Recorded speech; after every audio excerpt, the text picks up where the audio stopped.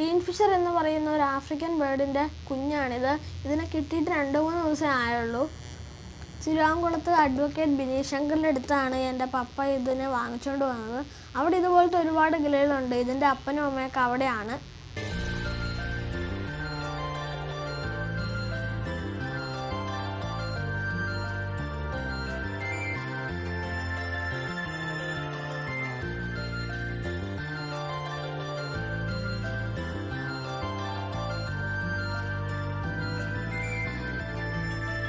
ഫിഷറാണ്.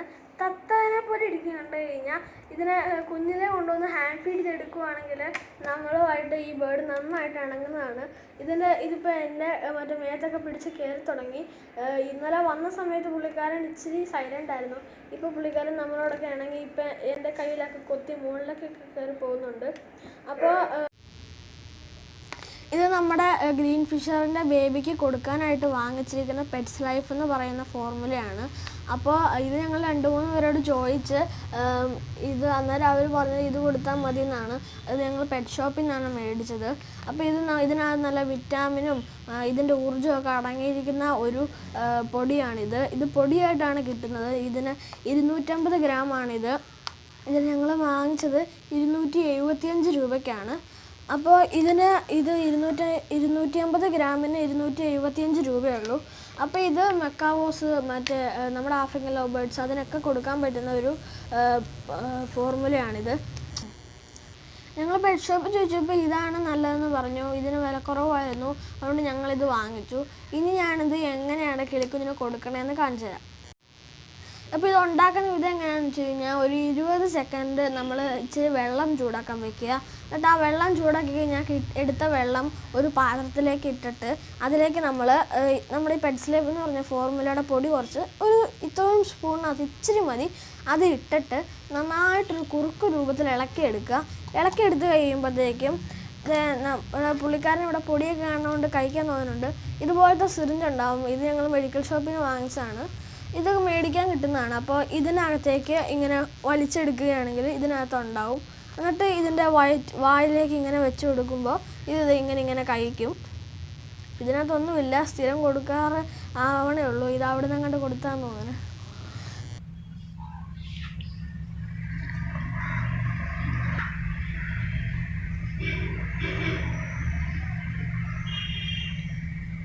ണ്ടോന്ന് ഇപ്പോൾ ഇതിന് വിശപ്പുണ്ടെങ്കിൽ അത് നമ്മൾ കൊടുക്കുമ്പോൾ അടുത്തേക്ക് തന്നെ വന്നുകൊണ്ടിരിക്കും. അപ്പോൾ വിശപ്പ് മാറുവാണെങ്കിൽ ഇടയ്ക്കിടയ്ക്ക് ഇങ്ങനെ കുടയൊക്കെ ചെയ്യും. അന്നേരം നമ്മൾ നിർബന്ധിച്ച് കൊടുക്കരുത്. ഇതിപ്പോൾ ഒരു 10-30 ദിവസം ആയ ഒരു കുഞ്ഞാണ്. ഇതിനെ ഈ പ്രായത്തിൽ കൊണ്ടുവന്നാലാണ് ഇതിനെ ഇണക്കിയെടുക്കാൻ പറ്റത്തുള്ളൂ എന്ന് പറഞ്ഞുകൊണ്ടാണ് ഞങ്ങൾ ഇത്രയും കുഞ്ഞിനെ കൊണ്ടുവന്നത്. ഇതിൻ്റെ തലയുടെ ഈ ചുണ്ടിൻ്റെ മുകൾവശത്തായിട്ട് ചെറിയ ഒരു ചുമന്ന നിറവും ബാക്കി ഒരു ഒലീവ് പച്ചയും ചിറകിനൊക്കെ നല്ല കടും പച്ചയാണ് ഇതിൻ്റെ നിറം വരുന്നത്. മാത്രമല്ല ഇതിൻ്റെ ലവ് ബേർഡ്സിൻ്റെ ചുണ്ടുകൾ പോലെയല്ല. ഇതിൻ്റെ ചുണ്ടുകൾ നല്ല ചുമന്ന ചുണ്ടുകളാണ്. ടുട്രൂസ്.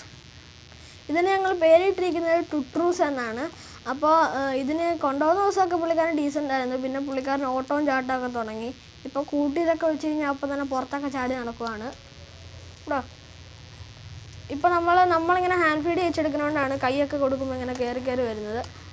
ഇതുപോലെ കയറി വന്നോളൂ. നമ്മൾ ഹാൻഡ് ഫീഡൊക്കെ ചെയ്യുമ്പോൾ നമുക്ക് മനസ്സിലാവും. പിന്നെ നമ്മുടെ തോളത്തൊക്കെ കയറി വന്നിരുന്നോളൂ ഇത് വലുതായി കഴിയുമ്പോൾ. ഇതിന് മമ്മയുടെ അപ്പയുടെ അടുത്ത് നിന്ന് കൊണ്ടുവരുന്ന കുഞ്ഞാണെങ്കിൽ ഇതിന് ഇതുപോലത്തെ ബൾബ് ഇട്ട് കൊടുക്കണം. എന്നാലാണ് ഇതിന് ചൂട് കിട്ടത്തുള്ളൂ. അപ്പയും അമ്മയൊക്കെ ഉള്ള സമയത്ത് അവരുടെ ചൂട് കിട്ടും. നമ്മൾ കൊണ്ടുവന്ന് കഴിയുമ്പോൾ അപ്പയും അമ്മയില്ല. അതുകൊണ്ട് ഇതുപോലൊരു ബൾബ് കോഴിക്കുഞ്ഞുങ്ങൾക്ക് ഇട്ട് കൊടുക്കുന്ന പോലെ ഇതിന് ഇട്ട് കൊടുക്കണം. ഇപ്പോൾ ടുട്രൂസിന് വിശക്കുന്നുണ്ട്. വിശപ്പൊന്നും മാറിയിട്ടില്ല. അപ്പോൾ എന്തായാലും ഞാനിപ്പോൾ ഈ വീഡിയോ വൈൻഡപ്പ് ചെയ്യുകയാണ്.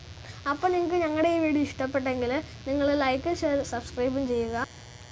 ഞാനും എൻ്റെ ടുട്രൂസും ബാബായ്. ടുട്രൂസ് ബാബായ് പറഞ്ഞേ. ബാബായ് എന്ന് പറഞ്ഞ് തല വിളിച്ചുണ്ടോ? ബാബായ് പറഞ്ഞേ.